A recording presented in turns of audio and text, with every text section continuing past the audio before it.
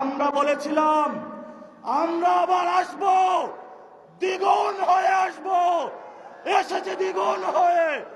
আমাদের ভাইয়ের হত্যার বিচার বুঝে নিতে হবে। রাজপথ সংগ্রাম জারি রাখতে হবে।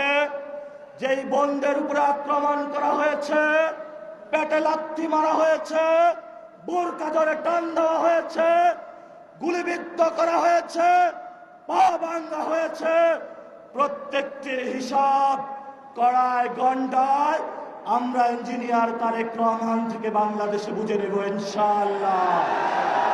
ওরা শুধু ভোট চুরি করে নাই, ডাকাতি করেছে। আমাদের সুস্পষ্ট অনেকগুলো দাবি রয়েছে। আজকে নির্বাচনের পরে 11 দলীয় যে ঐক্য রয়েছে, আমরা জনগণের সামনে উপস্থিত হয়েছি। আমরা প্রথমত বলতে চাই, পার্লামেন্টে যে ভোট ডাকাতরা গিয়েছে, জনগণের সামনে আমরা বিরোধী দল হিসাবে হাজির হয়েছি। আমরা রাজপথে থাকব, কড়ায় গন্ডায় ইঞ্চি ইঞ্চি করে জনগণের উপরে যারা ভোটের ইঞ্জিনিয়ারিং করেছে, ভোট ডাকাতি করেছে, নতুন ভাবে জুলুম চাপিয়ে দেবার চেষ্টা করছে, আমরা তাদের কাছ থেকে বুঝে নেব ইনশাআল্লাহ।